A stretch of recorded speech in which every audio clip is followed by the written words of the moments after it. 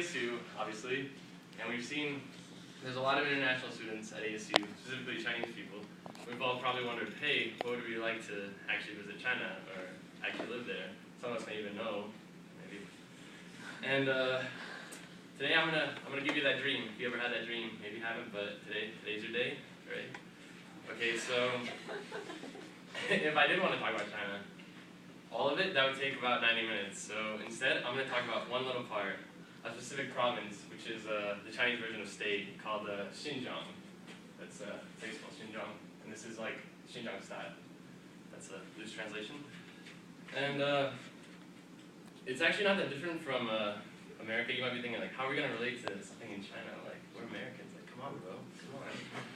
But actually, it's got like several things that are similar to like Arizona. Actually, this state in particular, it's also a desert state, and it's a border state, and it's got really nice people.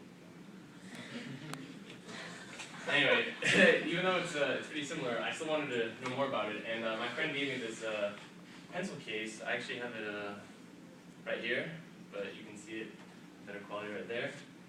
And he gave me this pencil case, and I talked to him about it, and he explained to me what some of the things on here were.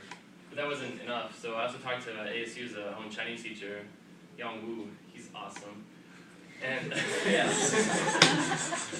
Yeah. So I have a good enough amount of research, and I was able to figure out why the things about Xinjiang make it awesome. Specifically, it's people's culture, its places, and its past. So without further ado, I'm going to take us to China and back in time. This thing right here is a picture of a camel, and not just any camel. That camel symbolizes the Silk Road, which is that. That is the Silk Road, yes.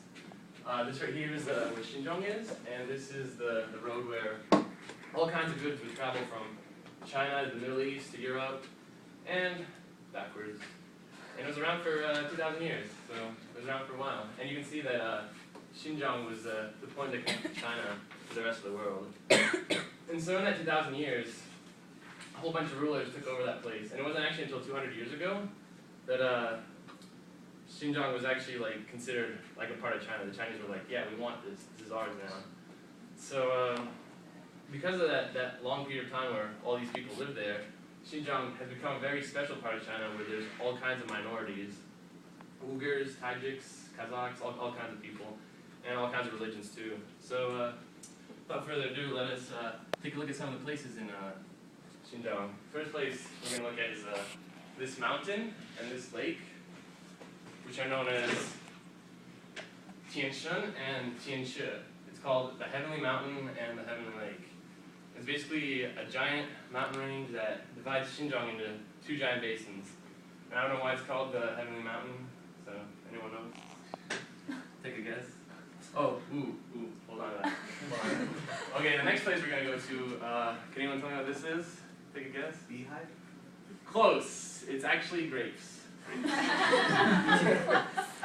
We're going to go to Turapan. Whoa, look at that, It's a desert. I told you it was a desert.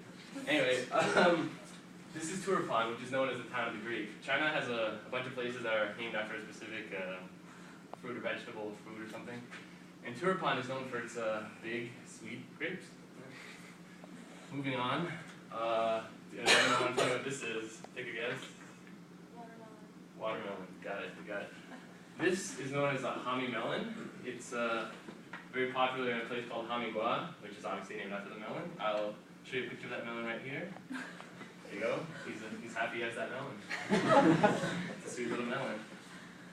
Okay, so we've looked at the places in the past, but how about the people? Well, I'm going to tell you a little bit about the culture of Xinjiang. This right here is an Uyghur dancer. You probably don't know what an Uyghur dancer is. Well, it's a dancer who's also Uyghur. Uyghur is one of the many ethnicities that exist in Xinjiang, and we're going to take a look at an Uyghur dancer. Uyghur dancers. Oh. Uyghur dancers. More. And, of course, an Uyghur dancer. The dance has a lot of spins in it. It's fast. Does a whole bunch of stuff, and it's very characteristic of the Xinjiang people. So, here's an example of Xinjiang clothing.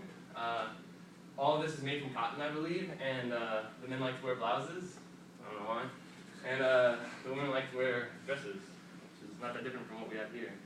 And the very last thing we're going to take a look at is this guy right here. It's a guy on a horse. Interesting.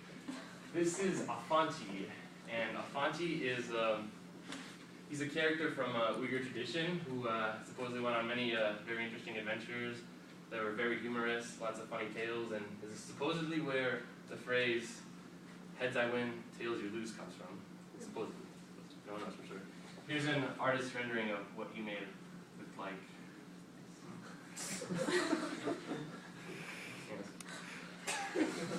Yeah.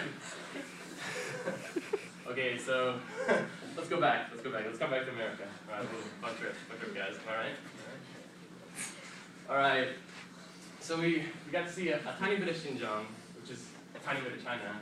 We saw like the people, the places, the past, all awesome, all really cool, very interesting. But it doesn't end there because there's a lot more where that came from. There's a lot to China, a lot more, obviously. It's a huge place. We all know that. And my hope for you guys is that this speech made you just a tiny bit more, well, actually a lot more interested, a lot more interested in China, and that you would be interested in learning more, maybe even visiting. Who knows? So yeah, in conclusion, China is the place to be. It has been for 3,000 years, and it still is.